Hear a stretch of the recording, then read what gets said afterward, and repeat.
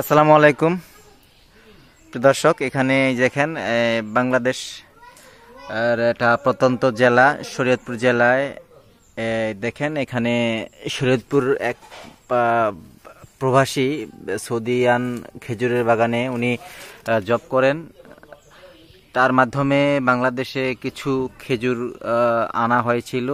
আমরা আসলে বুঝতাম না যে আসলে খেজুর গাছটার এরকম চারা করা যায় খেজুরের বীজ থেকে।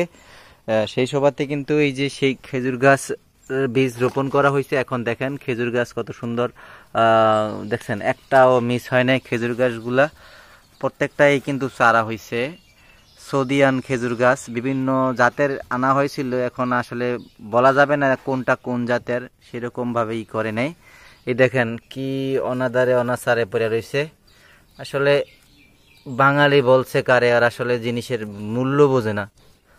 দেখতেই পাচ্ছেন কিরকম অবহেলার কারণে গাছগুলা কিন্তু নষ্ট হয়ে গেছে। খুব ভালো মানের গাছ, দামি খেজুর গাছ।